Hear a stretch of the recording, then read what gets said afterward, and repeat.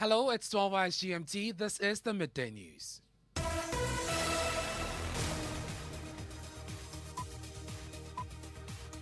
The news was live on Joy 99.7 FM in Accra. We are live in Kumasi on Love 99.5 FM. On Facebook, we're streaming live and over 30 affiliates across Ghana's 16 regions, including Laura FM Laura, A1 Radio in Bolgatanga, Sky FM in Sunyane, and Victory FM Aplau. Go digital on Spotify and the Mind Joy online app. And coming up, government holds crucial economic review, which will see it decide, among others, whether to push through the controversial e-levy or head to the IMF as the economy reels under pressure of fuel price hikes and currency volatility. We'll bring you all the details. Also in our Living Standard series, we'll hear from a commercial driver who says he's had to buy fuel on credit to keep his business running. I'm using all our money to buy fuel. Free fuel. Food alert, improper waste disposal and encroachment on buffer zones of Odot Drainage Basin hampering progress of ongoing dredging activities there. The squatters are posing a real challenge because, first of all, they are throwing the waste they generate back into the drain. So if you go upstream where we have completed, it's as though we haven't done anything. We'll bring you details of the flood alert there. Our National Media Commission says recent events that have sparked claims that freedom of expression is under attack must be looked at. We'll bring you details coming up in sports. Nigerians are optimistic the Super Eagles will get the better of Ghana and book a ticket to Qatar 2022 for the World Cup. We have details in 20 minutes. And later in our Drive Safe campaign, funding and logistical challenges hampering plans to make our roads safe. That's the conclusion of an inter-ministerial committee tasked by President Akufo-Addo to find long-lasting solutions to the carnage on our roads. Without innovative approaches and initiatives, we will find it difficult to save lives on Africa's roads. We have details of these stories and more in this half-hour package. Please stay with us.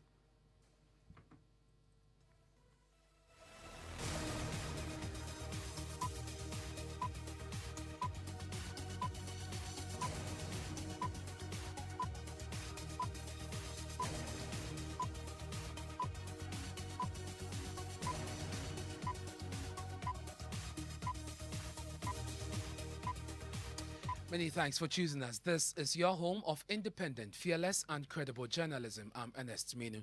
To the details now. This afternoon, President Akufo-Addo has summoned his cabinet for a retreat to discuss the economic challenges facing the country. The crucial economic review will make decisions that will determine the country's fate. Some economics have predicted a return to the IMF if the situation is not fixed. We'll bring you details shortly, but first, the Association of Forex Operators say they are struggling to stay in business.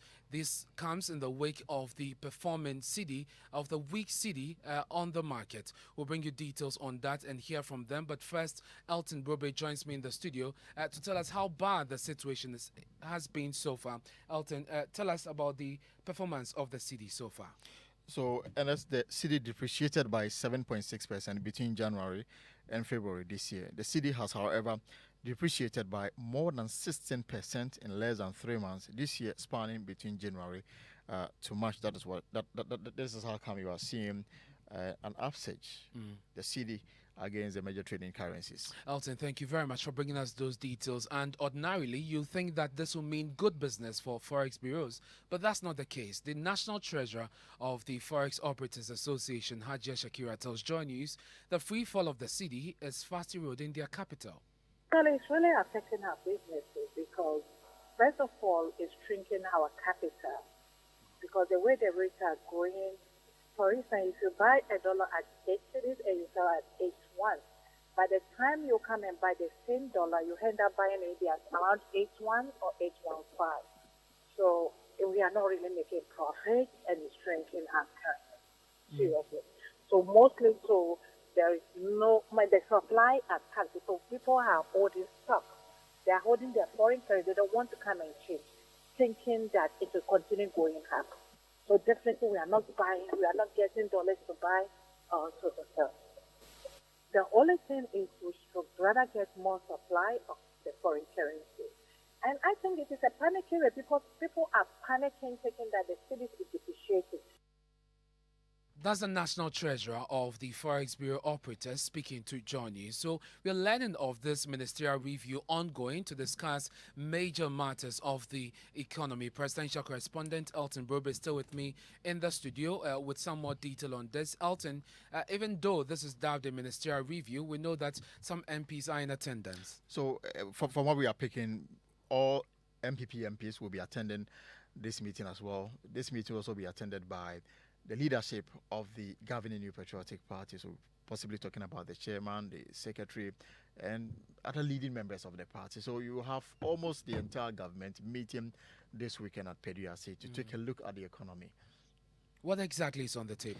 So what we have picked ahead of this meeting, which will be chaired by President Akufo-Addo and his vice, remember that government started 2022 without the usual $3 billion injection of Eurobond, and this, according to mine sources, is having a major hit on government plans to, move its programs forward. That government post-COVID recovery, that's the Ghana Cares, which appeared in the 2022 budget, in which government said it was going to allocate almost 100 million Ghana cedis to revamp businesses, hinged partly on the e-levy, which Parliament is yet to have it through. In fact, government itself has yet to bring it back on the floor and then seek the approval of Parliament so that Ghanaians can begin to pay for electronic transactions. That has not happened. And remember, there are various issues playing out, including the numbers of the MPs in Parliament, how they are working to get cooperation from the NDC side, and then to have the e-levy pass. So that is an albatross that government is trying to work around it. Now, the issues on the table is, how do we go from here? Is government still going to push through the passage of the e-levy? And if government is going to do so, is government going to count on it 137 members plus an independent candidate? There's the issue about Adwoa Safo, whether she will be available to partake in business on the floor. If government is unable to have the e-levy through within this time, will government now resort to an IMF program to give policy credibility to our program? So these are the major issues that are on the table. Now, the reason why everybody within the government is attending this meeting is for them to come up with a position that can be defended by government, by party, and by everybody in Parliament. So this weekend is a crucial one for the government, and these are the issues we are picking. Elton, thank you very much for bringing us those details. To our Living Standard series now, and the rise in fuel prices has led to an increase in the cost of goods and services. In Kumasi, some commercial drivers are compelled to buy the commodity on credit. In today's episode of our Living Standard series, Love FM's Emmanuel Bright Kweku engaged some trotro drivers and mates, and this is how they are coping. I'm using all our money to buy fuel. Me free fuel and the egu me came. And this time the job on Kenya Biniati.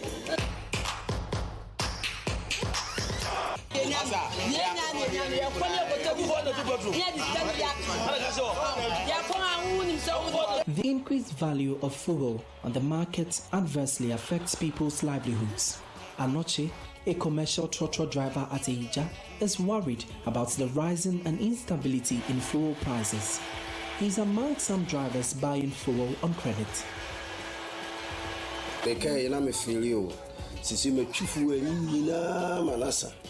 Ama anopei meseme kwaku madam fubako ba me wo se ono kan le fu esem se oni fu we wo de kan na meseme kra no me kwaku free fu e na de egu me kan na e free wo chena ko no says na me nya na me de atogu vie. My fuel is finished. A friend told me this morning I can visit a fuel station to buy on credit. Me free me now mo de kakra bi ato so se be ya 5 cities with the tier and the 5 cities right there. I can't fool a seminar there, a higher papa.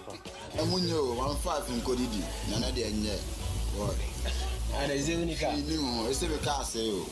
Oh, yes, Canada, I was a fool cry this guy now upon a meeting. That's Asasari, also a commercial driver whose friend just requested some cash from him for food. His vehicle, Harry says the increased prices have forced him to cut down his spending on food. It's being very difficult for us. Going at that time, you feel very tired because there is no food in the stomach. You get it, and you need to wait maybe from 3-4 days before you can get something to eat so that you can take it for tomorrow. That is how it was. You'll be for this thing trip, and you'll be coming empty because Asari plans to quit the job he loves and feeds him. You work and you won't get anything. Now we are working. It's look like we are working for the car owners and then government, because the fuel prices is for those. So you work and you buy fuel. You work and you go and pay car owner, and that is all. What are you earning? So if you get something better to do, like quitting the business, quitting this driving work and get something like we are just working on it. I want to just get more, I think, knowledge on both so that. The 33-year-old says he's of age to get married, but he cannot afford a wedding ring. Look at, I don't have family. So when am I going to get money to mobilize money to get family? And then I'm going to even give birth so that my kids will come and take care of me. At my age, I'm not a small boy.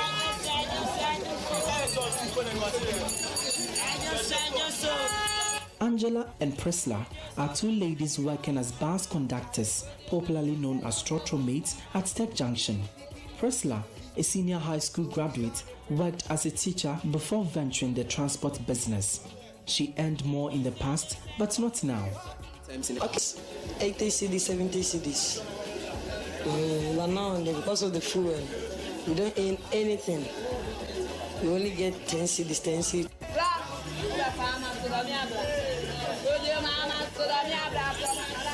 Angela's situation is no different. We now pay more at the fuel stations. We don't get enough commission nowadays.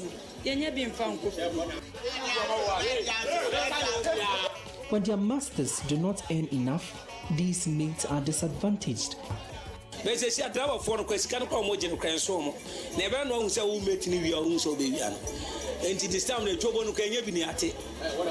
As your corn rough, and you be cranny at it. Our masters aren't getting enough now, so we can't even take extra cash. Yeah, dear, we didn't go celebrate a Busiana there. And one has to tell me and crack and we say Uncle Paro Mantino. I can't crack. If we try to make business that we do, money's the inside. But right there is now the Charlie. You know, they move us far. You can finish work for a day, can get like 80 cedis. Me, I calculate a week, I calculate a week. A week, if I calculate say every day, I can get 70 bar. But for, let's say, for Monday to Sunday, I can calculate, I can get like 700 cedis. But I can get like 700 cedis. But as I check right there, now you go now, you go get 30 cedis, like budget for yourself.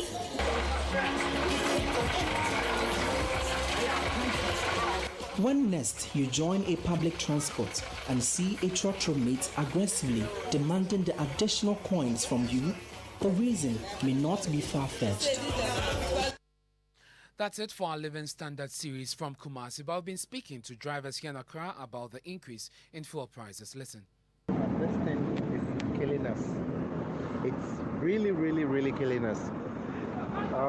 Since they started increasing this thing, I've not been able to make my sales.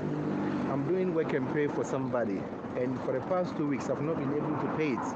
All my money goes into the fuel, and now I don't even know what to do to get my money for the fuel I've been buying. It's just too much for us. Too much.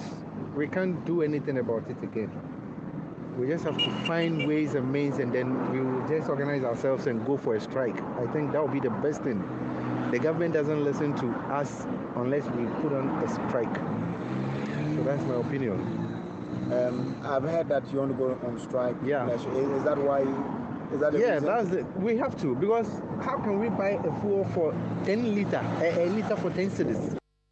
Those are some drivers here in Accra speaking to my colleague Kojo Brace. Now, Joy News is learning some 20 civil servants have been sacked by the head of the civil service for engaging in partisan politics. Their dismissal was in line with the Supreme Court ruling in 2017 that held that a member of the civil service or local government cannot contest for elections or other than local government elections or hold a political party position. Now, Executive Secretary of CLOCSAC, Isaac Bampo-Addo, who confirms this to Joy News, said the victims fell foul of the law. Our members, just last year, about 20 of our members were dismissed for involving themselves in partisan activities. So why should a known personal assistant of a minister know? She had an office at the Ministry of Local. She had an office, a big office. Everybody knows. How can she be appointed to act? It's a clear violation of the Supreme Court ruling. So our members have been dismissed. So you yourself. So what should be done to those who have done this appointment, or even to her? Should they not be dismissed? Or else, if you think it's right, then our members should be called back to work. Only last year, 20 of our members were dismissed. You heard that the Executive Secretary of CLOCSAC, Dr. Isaac Bampo-Addo. This afternoon, there's a major flood alert for residents along the Odo drainage basin here in Accra as it emerges that improper waste disposal and encroachment on buffer zones by squatters are hampering the progress of the ongoing dredging in the canal. Government in 2019 re-engaged Dredge Masters, a subsidiary of the Jospon Group of companies, to dredge some 10 kilometers of the Chuk Basin, which was identified as a major cause of the perennial flooding in Accra. But after completing 4 phases of the exercise, the basin is fast becoming re-choked by plastic and other waste material from the city. Sana Adiepena is operations manager of Dredge Masters. After completion of the phase 4, under that scope, which starts from the Caprice Bridge down to the confluence, it was clean. And then we realized that a lot of the debris and silt from upstream was gathered down here. Upstream, because of the indiscriminate disposal, there's going to be a bit of a challenge up there till we address that issue. And so, it's silted. We need to go back there. But the focus. That's the operations manager there of Dredge Masters speaking to Joy News. My colleague Manu was with the Works and Housing Minister touring the project site and joins me in the studio. What other issues were raised by the contractors? So, Ernest, the contractors say that squatters are actually now inhabiting the buffer zone of the enclave. Indeed, there's supposed to be a buffer zone that will allow for the silt that is, collected from the basin to be held for dewatering, but because they are inhabiting the area, they are unable to do that, and this is affecting the progress of work. The squatters are posing a real challenge because, first of all, they are throwing the waste they generate back into the drain. So if you go upstream where we have completed, it's as though we haven't done anything, all because a lot of debris has been poured into the drain. You could see people sweeping into the drain. If you go upstream right now, you will see structures so close to the banks, putting their waste in there, sweeping into it.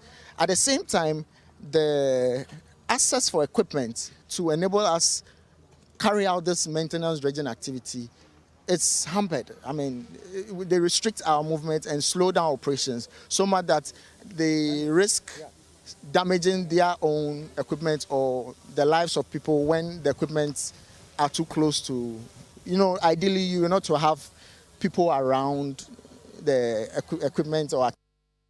That is Sana Adiepena, operations manager of Dredge Masters. We'll bring you more on this in our subsequent bulletins. We'll hear from the Works and Housing Minister as well. 2 other stories here on the Midday News. The National Media Commission says recent events that have sparked claims that the freedom of expression is under attack must be looked at critically. At least 5 persons, including Fix the Country convener Oliver Bakavomawo, have in the last 2 months been slapped with charges for various comments they have made.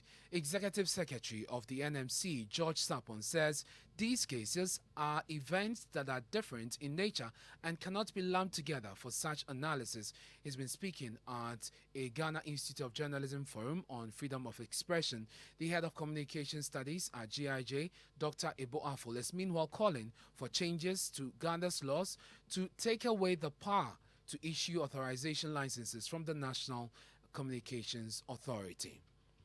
Time now for our Drive Safe campaign, and funding and logistical challenges are hampering plans by government to make our roads safe. That's the conclusion of an interministerial committee tasked by President Akufo-Addo to find long-lasting solutions to the carnage on our roads. Thousands of Ghanaians die through road crashes yearly, described as a national pandemic. But despite the danger, the country lacks the resources to improve conditions on our roads. Addressing an awards ceremony instituted in memory of the late United Nations Secretary General Kofi Annan, President Akufo-Addo said the situation looks hopeless. The multi-sectoral nature of road safety calls for stronger collaboration amongst all stakeholders. Last year, I constituted an interministerial committee to address the road safety situation and recommend measures that can be employed to reduce road traffic accidents. The committee identified a number of issues. Its key points were the indiscipline on the part of road users and funding and logistical challenges to implement fully road safety interventions. I believe this assessment represents similar happenings in our respective countries on the continent. Without innovative approaches and initiatives, we will find it difficult to save lives on Africa's roads. That's President Akufo-Addo there speaking at the ceremony on road crashes here in Accra.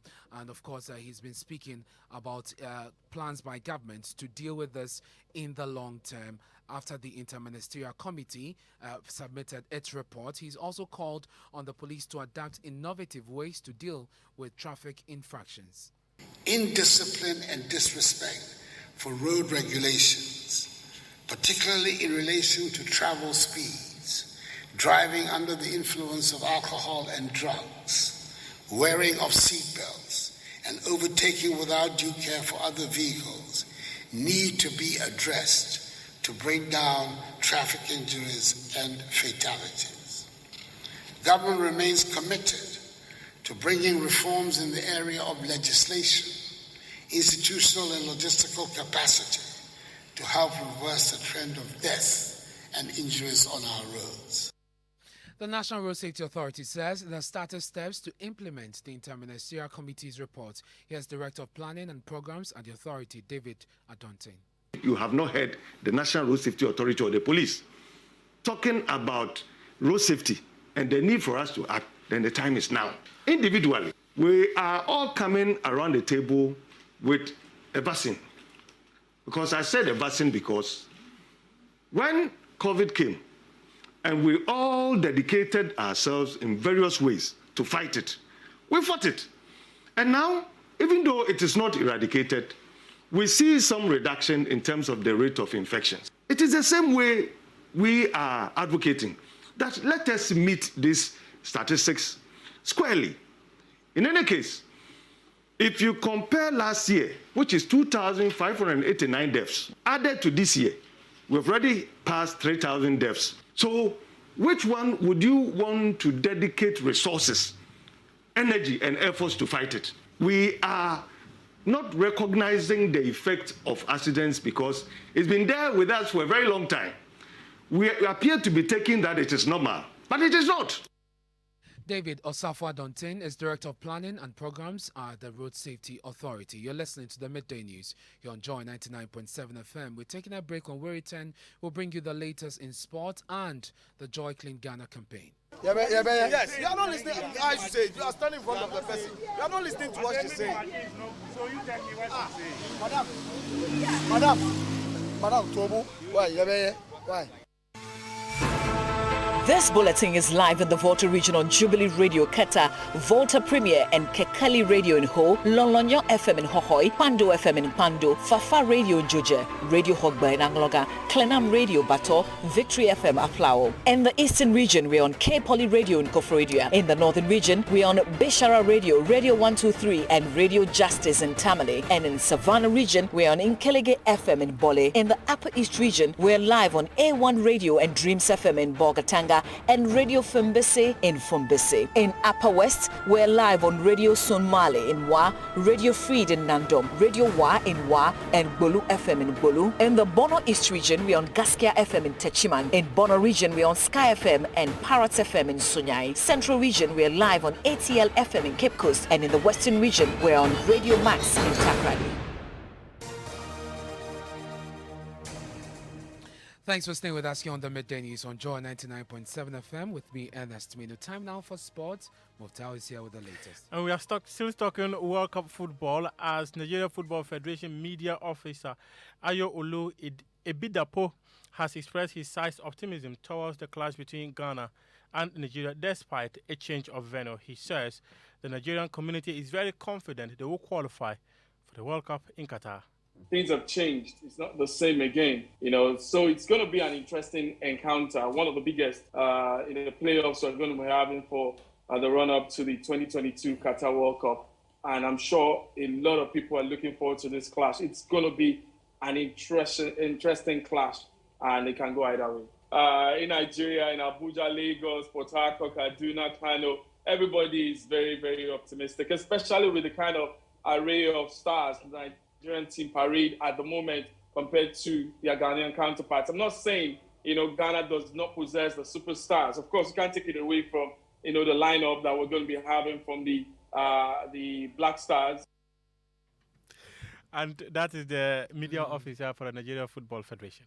Muftau, thank you very much for bringing us sports. Let's return to GIJ, where there's a forum on press freedom ongoing. Joseph Akablé is there for us. Joseph, we've heard from the National Media Commission. Who are the other speakers there, and what have they been saying? And so Dr. Ebo Afon is the head of communication studies at the Ghana Institute of Journalism, and he's been talking about the need to have a fine line between journalists being professional as well as also preventing governments from having control over regulatory agencies. And he talks about the NCA, for instance, issuing authorization to media organizations. A private legal practitioner, Kweku Afu, has also been making a point about the fact that it's important for journalists to be as professional as they can be to ensure that their speech is protected at all times. What about practitioners who are there? What experiences have they been sharing, and what they believe can be done to address the situation? I mean, a lot of the calls have been about the fact that it is high time that certain laws are taken off their books. Specific mention has been made to the offense of publication of false news. Many hold the view that that offense is being used wrongly, in that if a journalist puts out information and they have concerns, they believe that the appropriate forum should be to take an action up in defamation or to report the said journalist to the National Media Commission. That's Joseph Akablé there. Now, 7 people have been handed caution notes by officials of the AMA sanitation team. They include a landlord and some residents who are expected to clean their surroundings. This was, however, characterized by confusion as the Joy Clean campaign team visited some homes in Kaneshi Pamprum in the Okaikwe South Sub-Metro. Here's a report by Michael Ashale. Who is having the notice? Come and serve her.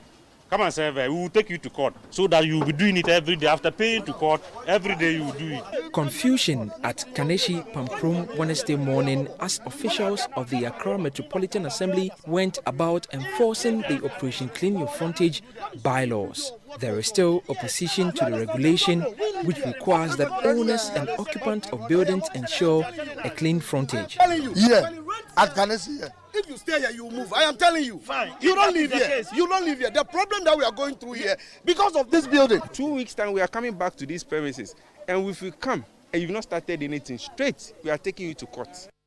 Michael Papaniashale's report. Time now for Tech Thursday, and today Love FM's Kwesi Deborah tells us about an innovation that will help cerebral palsy patients sit up correctly. The furniture, consisting of a chair, A tray and a wedge is made entirely of paper. Kofi Amona is with Life Community Special School. And this seat is designed in such a way that we take the measurement of the students. We have several measurements that we take. We take the width, the shoulder, in such a way that at the end of the day, when you finish producing the seats, it will be fit for that single individual. This chair is made of paper, 100% paper. Normally, when she sits on the ordinary chair, it's only the tip of the toe that touches the ground. But the wedge is produced in such a way that she'll be able to rest her whole foot on the ground so that she will feel comfortable. That's it for Tech Thursday. Let's find out what's trending on social media. Mapito Sabidis. All right, so trending on social media is e-levy Ghanaians Akufo-Addo Mahama. But let's see what people are saying about the e-levy. At Tony Jonas says, is it true Chief of Staff gave Fufufunu 50,000 Ghana cedis for her father's funeral whilst... Fufufunu, how do you say it, Ernest? Fufufunu. Okay, Fufufunu. That's a good try. Yeah, okay, and the last one from Kojo Kotoboateng, who says the government is pushing the e-levy, industry suffering, and citizens are going through the worst economic pressure. Thanks, Peter, for telling us what's trending on social media. Our top story this, our government holds crucial economic review, which will decide, among other things, whether to push through with a controversial e-levy or head to the IMF. We have details when you log on to myjoyonline.com. I'm Ernest. Good afternoon.